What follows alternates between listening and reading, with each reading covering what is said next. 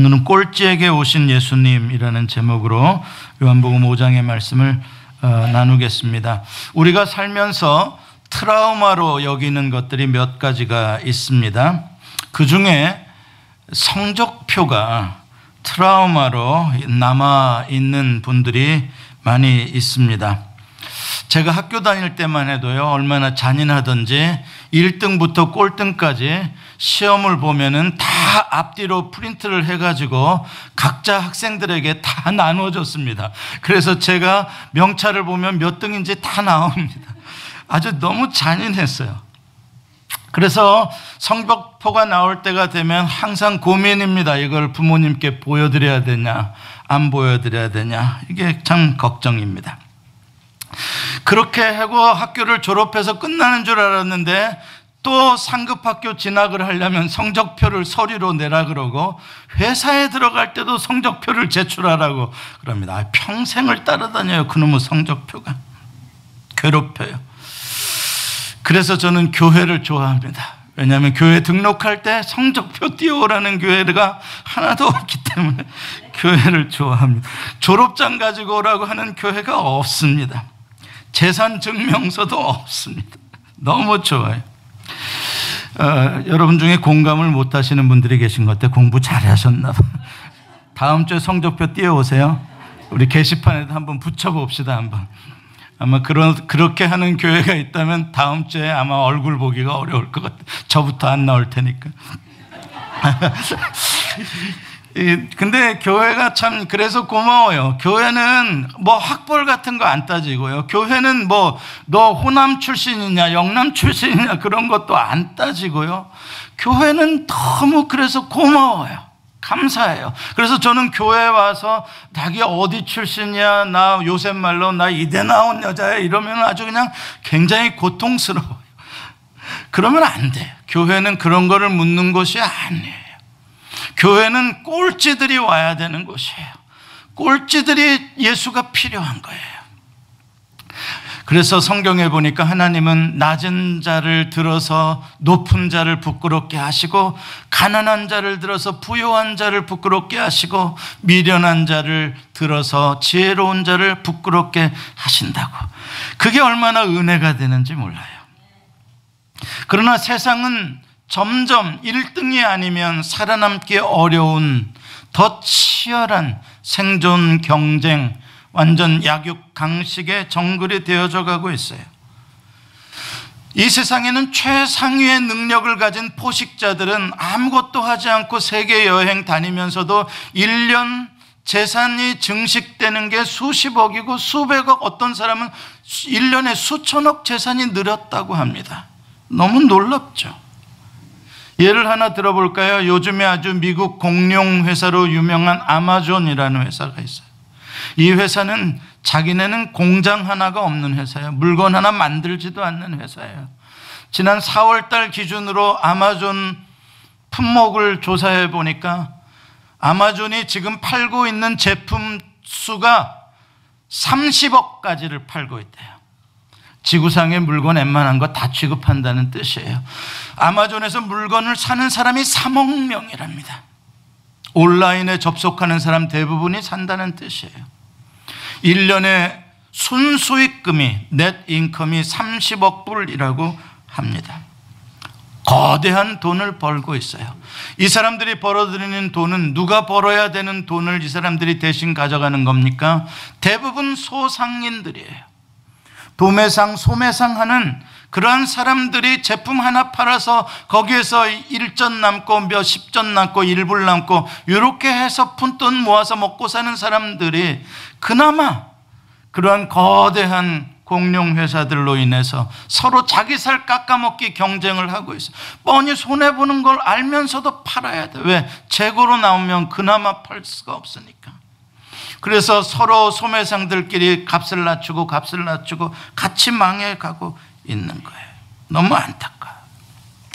꼴찌들끼리의 싸움. 저는 오늘 본문을 읽으면서 그러한 느낌을 받게 됩니다.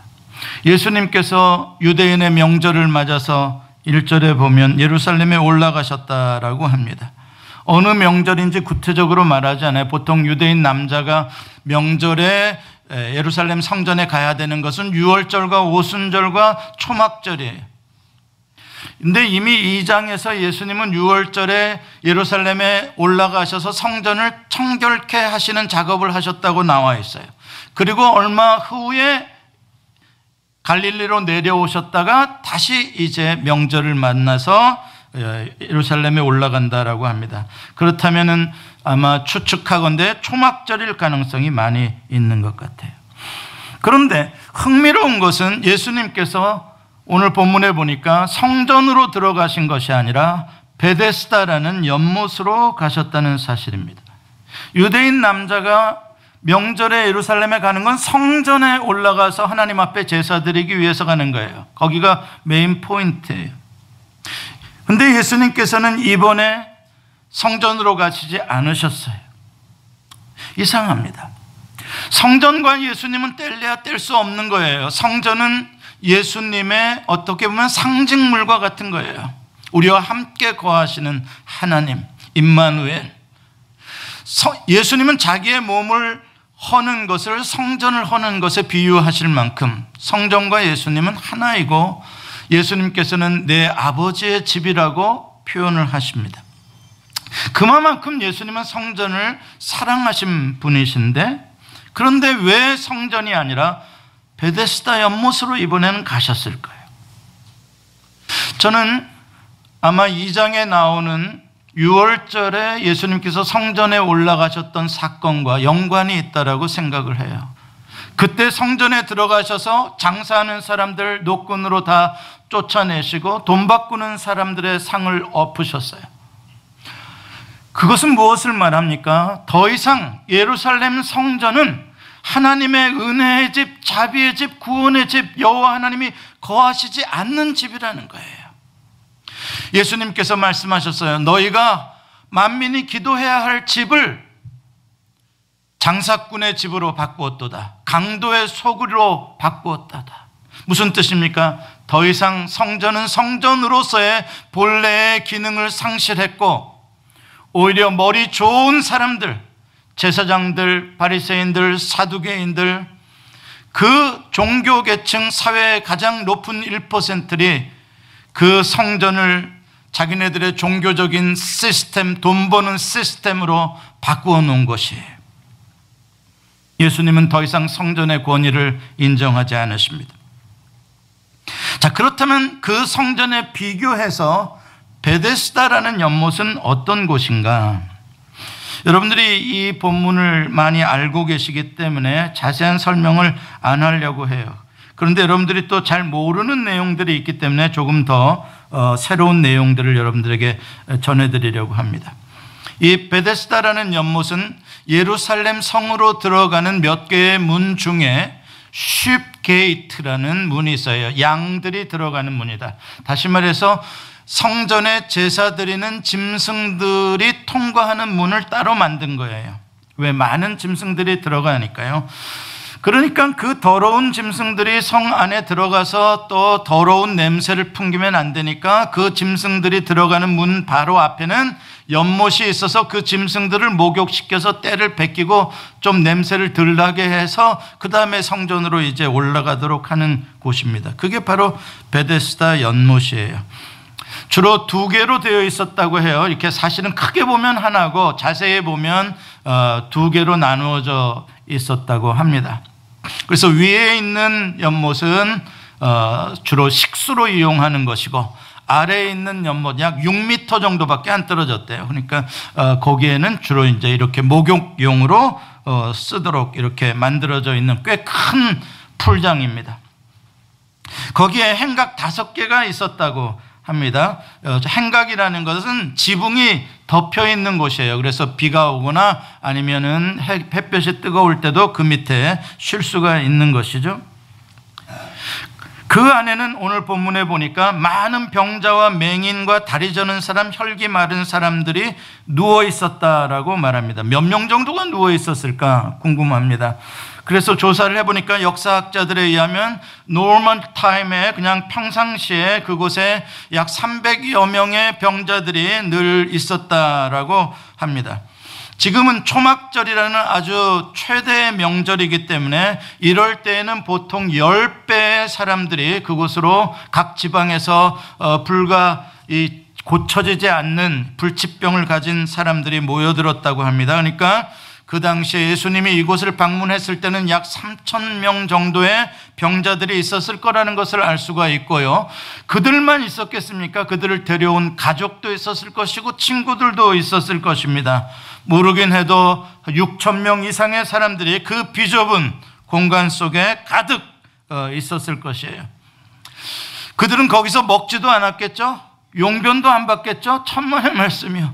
거기서 모르긴 해도 먹고 자고 용변까지 다 봐야 했다면 얼마나 그곳이 아수라장이고 더럽고 냄새나고 진짜 인간 쓰레기장이었을지 우리는 상상해 볼 수가 있는 것이에요. 아주 그냥 그런 데는 옆에도 못 갈 정도로 냄새가 진동했을 거예요. 눈으로 보기에도 아주 기가 막혔을 거예요. 여러분 생각해 보세요. 그냥 불치병을 앓는 사람들이 가득하고 신음소리에 역겨운 공간입니다. 왜 그들이 그렇게 역겨운 공간 속에 그래도 거기에 그렇게 모여 있는 것일까? 기적을 바라는 거예요.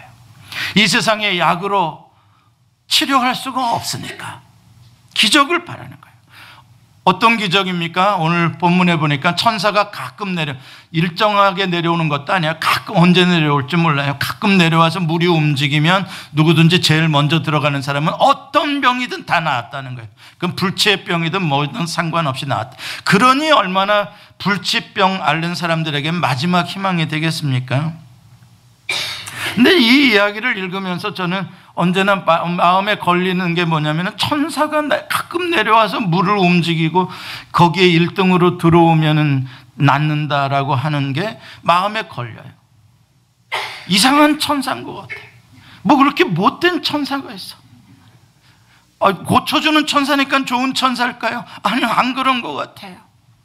지금 일어나서 용변 보러 가기도 어려울 환자들이 누워 있는데 1등으로 들어오면 고쳐주고 너 2등이야? 너 다음에.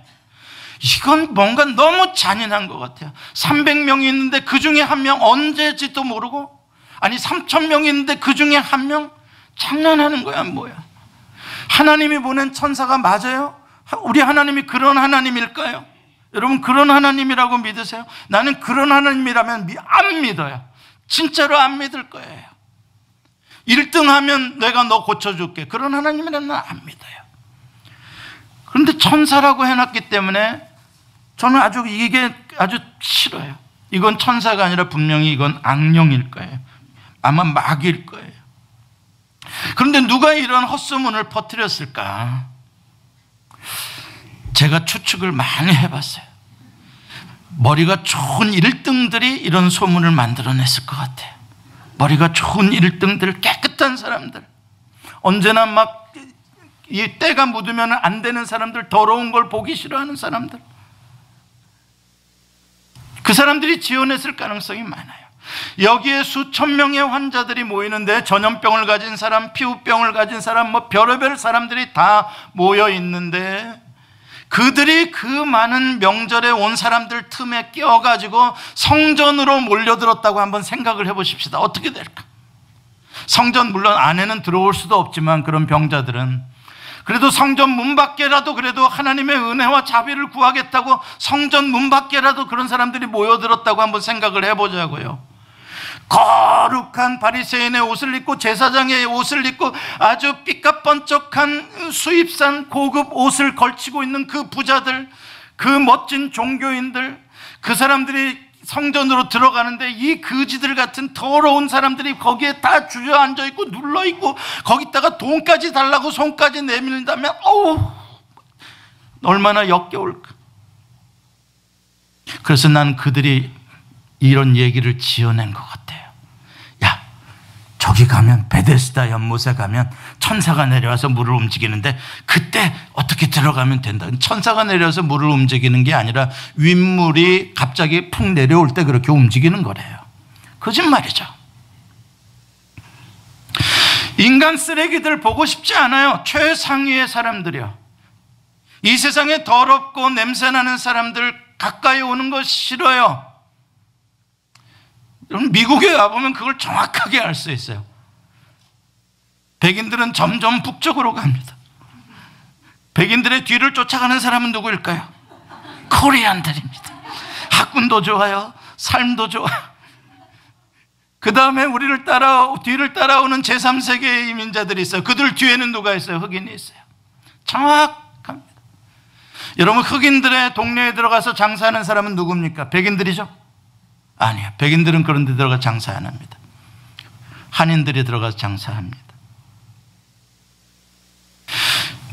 백인들은요, 그 더러운 어떤 개토와 같은 인간 쓰레기들이 모인 곳, 이런 곳들을 싫어해요.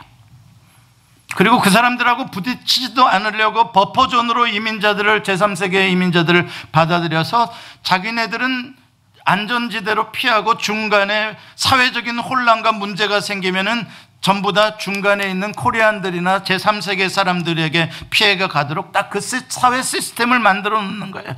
누가요? 1등들이요. 머리 좋은 1등들. 그래서 미국 애들 텔레비에 나오는 애들 보세요. 앞뒤 짱구들 많아요. 머리가 좋은 애들이거든요. 그래, 92년도 LA 폭동 사태 때 백인들이 다 피해봤나요? 한국 사람들이 피해봤나요? 희한하죠. 흑인들이 한국 사람들을 공격했어요. 아무튼 이 베데스다 연못에 이러한 신비한 일이 일어나서 병을 나을 수 있다라고 하는 것은 제가 봤을 땐 분명히 그 사회에 최고의 머리 좋은 사람들이 만들어 놓은 시스템인 것 같아요. 그러나 안타깝게도 어리석은 백성들, 정말 물에 빠진 사람이 지푸라기라도 잡는 심정으로 기적을 바라는 환자들은 그것이 거짓말인 줄도 모르고 속은 줄도 모르고 베데스다 연못으로 모여드는 거예요. 그리고 눈에 불을 켜고 그 연못 물이 움직이는지를 쳐다보는 거예요. 그 연못 물만 봐가지고는 안 돼요. 또 다른 사람이 먼저 가는지도 또 봐야 돼요. 눈치도 봐야 돼요. 옆 사람 눈치도. 살벌합니다. 다 어떤 사람들이에요? 다 꼴찌들이에요. 인생 꼴찌들. 다 불치병을 앓고 있는 사람들이 모여가지고 서로 기도해주고 위로해주고 보듬어줘도 부족할 마당에 내가 1등으로 물속에 들어가야 되겠다라고 자리싸움을 하고 더 힘센 사람들이 나를 들어주기를 바라고 그리고 경쟁하고 싸우고 있는 거예요. 그곳은 지옥이에요. 그런데 참 놀랍게도 그곳 이름이 지옥이 아니라 베데스다라는 겁니다. 베데스다라는 말은 자비의 집이라는 뜻이에요. Loving kindness, house of loving kindness, 사랑의 친절이 가득한 집이라는 거예요. 이름하고 완전 정반대인 거예요. 그곳에서 자비라는 건 찾아볼 수도 없어요. 그거는 잔인함과 더러움과 무자비함, 비참함, 그런 것만 있는 거예요. 그런데 왜 그곳 이름을 베데스다라고 했을까? 아마 그런 사회의 가장 머리 좋은 사람들은 속이려고 그런 이름을 지었는지 모르지만 오늘 본문에 예수님께서 그곳으로 들어가시는 이 장면을 통해서 왜 그곳이 베데스다가 되는지에 대한 이유를 알 수 있을 것 같아요. 예수님께서 그곳으로 가셨어요. 그곳에 가셔서 그 많은 사람들이 절망 가운데 신음하고 누워있는 모습을 볼 때 예수님의 마음은 어떠셨을까? 자비의 예수님, 은혜의 예수님이 보시기에 마음이 어떠셨을까? 아마 창자가 끊어지는 아픔을 느끼셨겠죠. 그들을 둘러보시던 가운데 예수님의 눈이 한 사람에게 고정이 됐어요. 초점이 맞춰졌어요. 오늘 본문을 보니까 그 사람은 38배 동안 병자였다라고 말합니다. 예수님이 그를 보시고 이미 병이 오래된 줄 아셨다라고 이야기합니다. 굉장히 자세히 관찰하신 거예요. 아니면 그 사람의 외모가 이미 누가 보더라도 정말 오래된 병자라는 티가 난 거죠. 여러분, 이게 우리에게 소망이고 이게 은혜입니다. 예수님의 눈은요, 정확하게 이 세상에 가장 절망 중에 있는 사람 중에 가장 절망 중에 있는 사람 중에 꼴찌 중에 가장 꼴찌를 향하셨다는 거예요. 거기에 예수님의 초점이 맞춰지셨다는 거예요. 그를 찾고 계셨어요. 이 사람은 38년 동안 인생 나고자 꼴찌로 살았던 사람입니다. 38년이라는 건 예수님이 태어나시기 전부터 이 사람은 병자였다는 거예요. 그 당시에 남자들의 평균 연령이 38살이 될까 말까 했어요. 이 사람은 평생 동안 병자로 살았던 정말 불쌍하고 불행한 사람입니다. 꼴찌였어요. 그런데도 여전히 희망이 없이 여전히 이 자비의 연못가, 이 자비가 없는 연못가에 누워있다는 사실이 놀라워요. 참 대단하다. 그래도 어떻게 여기를 떠나지 않고 그래도 여기서 어떻게 저러고 있는가. 저 같으면 3주도 못 버텼을 것 같아요. 예수님께서는 그 38년 된 병자를 보셨고 직접 가까이 다가오셨어요. 여러분, 이게 우리가 믿는 하나님입니다.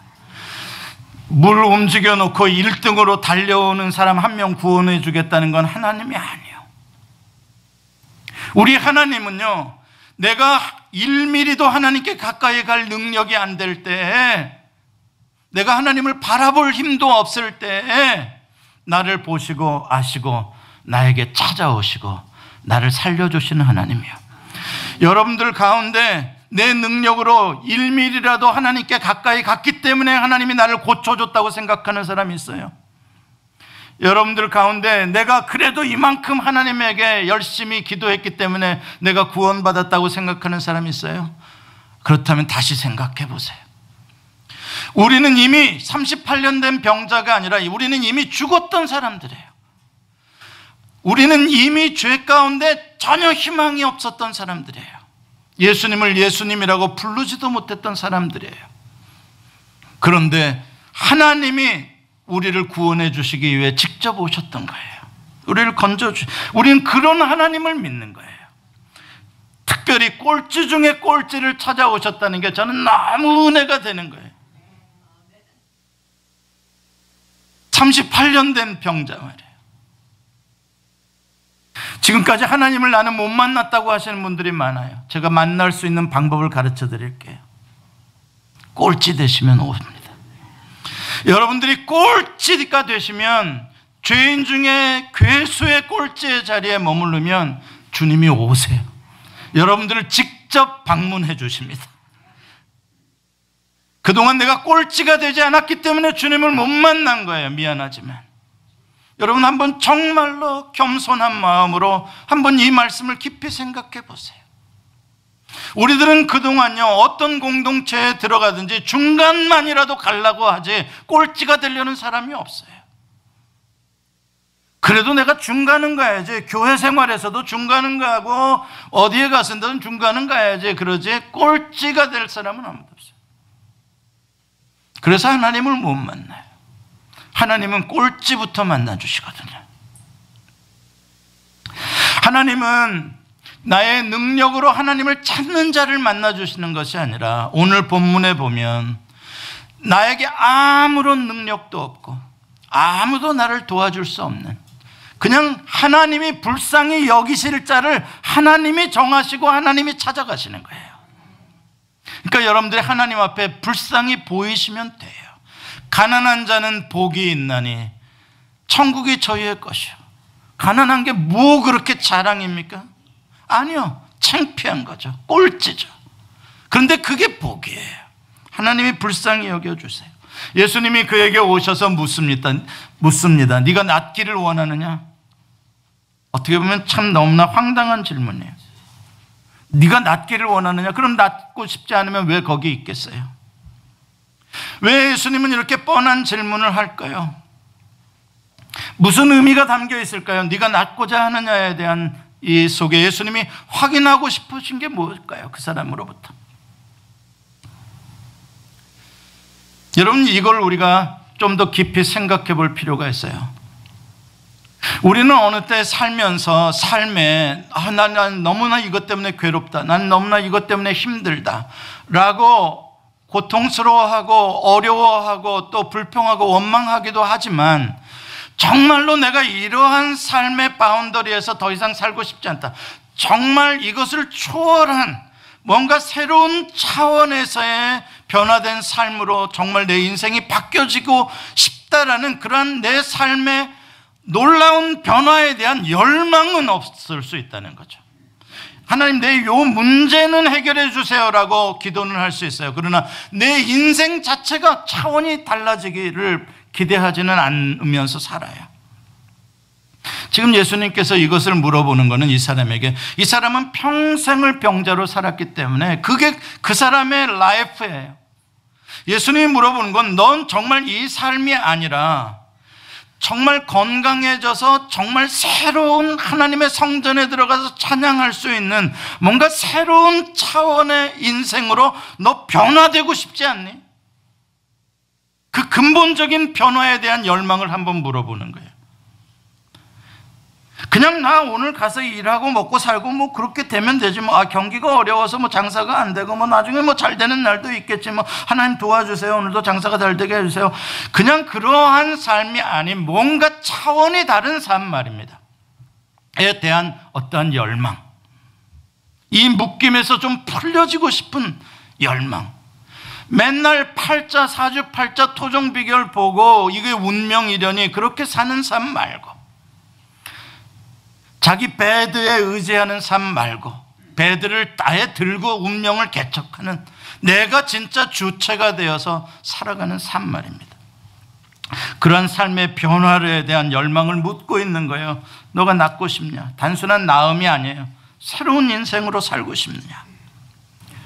왜냐하면 우리가 내가 해결할 수 없는 큰 문제에 짓눌려서 오랫동안 살다 보면요, 이 패배자 의식이 생겨가지고 그냥 그렇게 사는 게 어쩔 수 없는 현실로 그냥 받아들여 버리는 경우들이 많아요. 예를 들어 보면은 히브리 노예들, 애굽에서 살던 히브리 노예들이요, 그들은 거기서 고통당해 가지고 부르짖었어요. 괴롭다고 했어요. 그런데 놀라운 게, 그래서 하나님께서 그들을 구원해 주시려고 모세를 보냈는데 애굽에서 나오지는 않겠다는 겁니다. 참 희한하죠. 오히려 모세가 가서 구원을 선포하고 우리 애굽을 떠나자라고 하니까 바로가 뭐 지푸라기도 안 주면서 벽돌을 더 만들라 그래가지고 자기네들의 삶이 현실이 좀 어려워지니까 오히려 하나님과 모세를 원망하잖아요. 왜 괜히 우리한테 와가지고 해방이니 자유니 이딴 소리 해가지고 우리 삶이 더 어려워지게 됐다. 우리는 냅둬라, 그냥 우리 여기서 그냥 노예로 살게. 희한하죠. 그게 사람이에요. 우리도 이렇게 살다 보면 어려운 문제들, 이러한 문제들 가운데 어려운 줄을 알면서도 그것을 과감하게 그 사슬을 끊고 하나님이 나에게 열어주는 새로운 어떤 세계로 내 인생이 완전히 근본적으로 바뀌어져 버리는 그러한 열망을 갖지 못할 때가 참 많아요. 이 질문에 대해서 병자가 대답을 했습니다. 우회적인 대답이죠. 주여, 물이 움직일 때 나를 연못에 넣어주는 사람이 없어 내가 가는 동안에 다른 사람이 먼저 내려가나이다. 아주 슬픈 말이에요. 번번이 다른 사람들에게 지는 것도 너무나 속상한데, 그런데 더 가슴 아픈 건 자기를 도와줄 사람이 아무도 없다는 거예요. 다른 사람들은 가족도 친구도 옆에서 막 들어주고 밀어주고 땡겨주고, 그래서 연못이라도 더 가까이 가도록 해주는데 자기는 아무도 해줄 사람이 없다는 거예요. 그 외로움이 그를 더욱 고통스럽고 절망스럽게 했을 것입니다. 긴 병에 효자 없어요. 38년 된 긴 병에 가족인들 어찌 그 곁에 있을 수 있겠어요? 친구인들 어찌 있겠어요? 미국의 이민 자료 중에, 통계 중에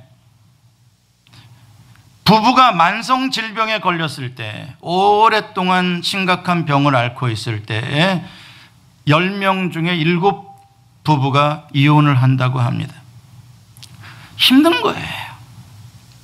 우리도 처음에는 뭐 이거 아프냐고 전화도 해주고, 뭐 처음에는 막 이렇게 뭐 신방도 해주고 병 위로도 해주지만, 오랫동안 아프면은요, 그거 전화도 뜸 해주고 오는 사람도 뜸 해주고 그러는 법이에요. 다 끊겨요. 그렇다 그래서 왜 그러냐고 원망하지 마세요. 다 그러는 거예요. 왜냐하면 먹고 살기가 다 힘들잖아요. 우리도 각자 가정이 있고 자기가 돌봐야 될 사람들이 또 있고 그러니까요. 어떻게 맨날 그 사람만 돌보겠냐고. 그러니까 너무 다른 사람 원망하지 마세요. 그냥 다 그러는 거예요. 자식도 김병의 효자 없는 거예요. 그런데 아무리 김병이라도, 아무리 다 포기한 사람이라도 영원히 포기하지 않고 영원히 내 곁에 찾아와 주시는 분이 딱 한 분 계시는데 그게 예수님이라는 거예요. 그게 예수님이라는 거예요. 38년 된 병자에게 딱 찾아온 사람이 예수님이에요. 예수님이 왜 그 사람에게 갔냐고요? 아무도 없으니까요. 예수님이 왜 그 사람에게 갔냐고요? 자기에게도 그런 힘이 없으니까요. 그 사람 스스로 일어날 힘조차 없으니까요. 일어날 힘조차 없지, 도와줄 사람조차 없지. 그럼 어떻게 해요? 누군가로부터 도움을 받을 수밖에 없잖아요. 근데 세상 사람들은 나를 도와주지를 않아요. 그때 예수님이 도와주신단 말이에요. 유일한 구원자예요. 그 예수님이 바로 베데스다입니다. 그러니까 베데스다라는 이름은 상당히 예언적인 이름이었던 것 같아요. 이 베데스다에 이 물이, 사람들이 지어낸 그 거짓 신화 같은 전설의 이야기가 너를 고쳐주는 것이 아니라 진짜 우리를 자비의 마음으로 불쌍히 여겨주시는 분, 그분이 고쳐주실 것이다. 베데스다는 예수 그리스도였어요. 예수님이 그곳에 오셔서 그 병자에게 명령하십니다. 일어나 내 자리를 들고 걸어가라. 와, 일어나 내 자리를 들고 걸어가라. 말도 안 되는 소리입니다. 영어로 이럴 때 부르쉿 그럽니다. 말도 안 되는 소리. 우리는 너무 믿음이 좋아서 아멘 하지만 이건 말도 안 되는 소리입니다. 38년 된 병자가 일어날 수 있었을 것 같으면 벌써 일어났지. 못 올라오고 거기 앉아있어. 38년 된 병자는 자기 손가락 하나 까딱할 수 있는 힘을 가진 사람이 아니에요. 눈만 껌뻑이고 있을 사람이에요. 어떻게 일어나서 그것도 자리를 들고 베드를 들고 갈 수가 있단 말이에요. 이거는요 아주 잔인한 명령입니다. 일어나 자리를 들고 걸어가라. 얼마나 잔인한 명령인지 한번 제가 예를 들어 볼게요. 제가 여기 병원에 가가지고 귀넷 하스피탈이나 에모리 병원에 가가지고 지금 꼼짝도 못하게 누워있는 환자가 수술대 위에 있는 사람에게 가가지고 일어나 옷을 갈아입고 걸어가라. 그러면 어떻게 할 것 같아? 어디선가 날라온 뺨을 맞았겠죠. 말도 안 되는 거예요. 장난해. 지금 막 불난 집에 부채질하는 거야. 지금 내가 어떤 상태에 있는지도 모르고 그딴 소리를 하고 있는 거야. 자, 그런데 9절을 한번 보십시다. 예수님이 어떤 식으로 이렇게 말씀을 하시나. 9절에 해답이 있어요. 9절을 보면은 그 사람이 곧 나아서 자리를 들고 걸어가니라 라고 되어 있어요. 자, 이 사람이 나은 것이 먼저입니까? 자리를 들고 걸어간 것이 먼저입니까? 아이, 참말로 죽겠네. 아이, 저기 써 있잖아요. 이 사람이 나은 것이 먼저입니까? 자리를 들고 간 것이 먼저입니까? 아직도 감이 안 오시는가요? 나서 자리를 들고 갔다 그랬죠? 그럼 나은 게 먼저네요? 분명하죠? 그러니까 일어나서 자리를 들고 갈 수 있었겠죠. 안 나왔으면 어떻게 일어나서 자리를 들고 가냐고요. 무슨 말씀인지 아시겠죠? 그러니까 예수님께서 일어나 자리를 들고 걸어가라 라고 하는 말 속에는 이미 예수님은 뭐를 해놓으시겠다는 거예요? 이미 낫게 해놓으시겠다는 거예요. 이미 고쳐놓으시겠다는 거예요. 무슨 말씀인지 아시겠어요? 불가능한데 일어나라고 하는 게 아니라 불가능한 거 왜 몰라요? 주님이 그래서 오셨는데요. 그런데 일어나 자리를 들고 걸어가라라고 하는 건 이미 주님이 그 명령 속에 고쳐주심이 이미 포함되어 있는 거란 말이에요. 고쳐준 것에 대한 증명일 뿐이에요. 일어나서 걸어가는 건. 우리가 이것을 깊이 묵상해야 돼요. 이게 하나님께서 일하시는 방식이에요. 하나님께서 때때로 우리에게 이렇게 하라 저렇게 하라라고 명령하실 때가 있어요. 근데 우리는 대부분 난 그럴 힘이 없는데요, 난 못하겠는데요, 그럴 형편이 안 되는데요, 그런데 왜 나한테 그런 명령을 하세요? 그렇게 이야기를 해요. 근데 그건 전혀 하나님의 일하는 방식을 모르는 거예요. 하나님의 명령이 떨어졌다 그러면 하나님께서 그 명령을 감당할 힘을 주실까요, 안 주실까요?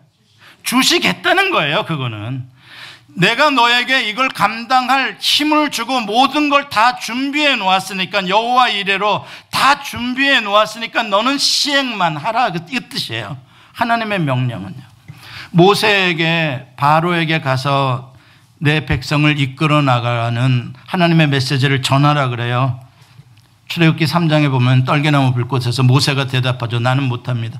나는 입술이 둔한 자인데 내가 어떻게 메신저 노릇을 합니까?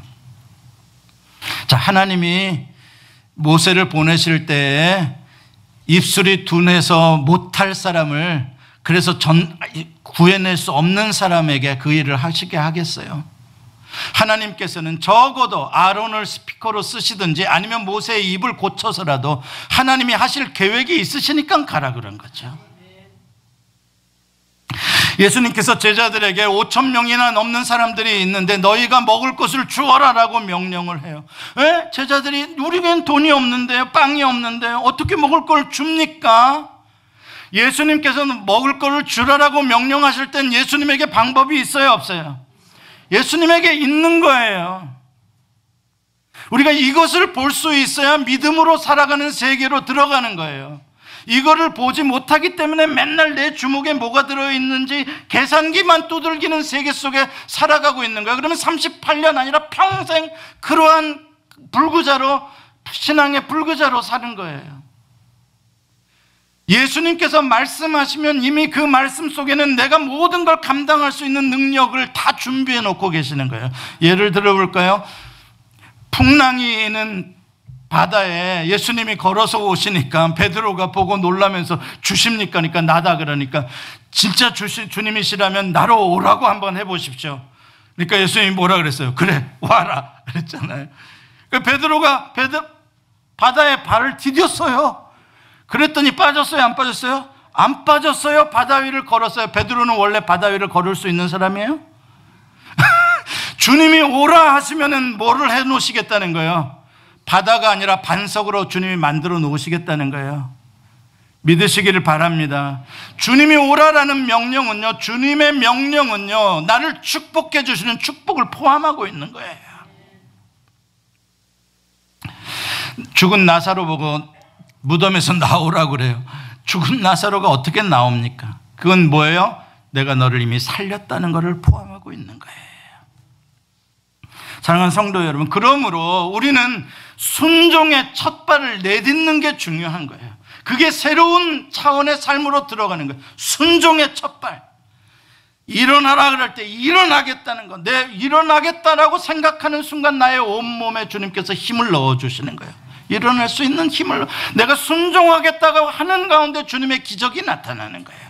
요단강물이 넘실넘실 되는데 글로 제사장들 보고 법궤를 메고 들어가래요. 물속으로 걸어 들어갔더니 요단강물이 딱 끊치는 거예요. 멈춰 서는 거예요. 보세요. 순종의 첫발 가운데 주님이 역사를 한단 말이에요. 말씀을 맺습니다. 세상 사람들은 1등에게 주목하고 1등을 높여주고 칭찬합니다. 세상은 그렇습니다. 그러나 하나님은 꼴찌를 찾아오시고 꼴찌를 높여주십니다. 꼴찌들에게 하나님은 지혜가 되시고 꼴찌들에게 능력이 되어주시고 가난한 꼴찌들을 부유하게 해주시는 하나님이십니다. 꼴찌들 중에서도 가장 꼴찌, 38년 된 병자를 하나님은 주목하고 계시고 아무런 스스로 도울 힘조차 없는, 세상 사람들은 뭐 하늘은 스스로 돕는 자를 돕는다 그러지만 아니요, 성경은 그렇지 않아요. 스스로 도울 힘조차 없는 사람을 하나님은 찾아서 도와주셔요. 그러므로 의지하라, 여호와를 의지하라. 그는 너의 구원이요 너의 방패가 되신다, 너의 도움이 되신다. 이게 시편 기자들의 노래입니다.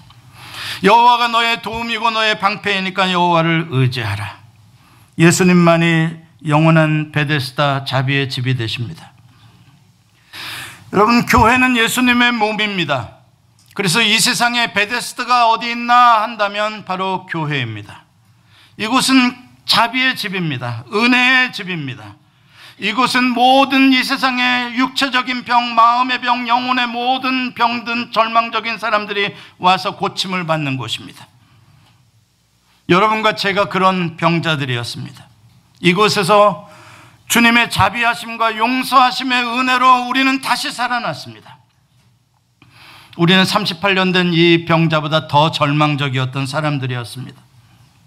지금도 주님의 자비하심이 아니면 우리는 영원히 하나님 앞에 설 수가 없는 사람들입니다.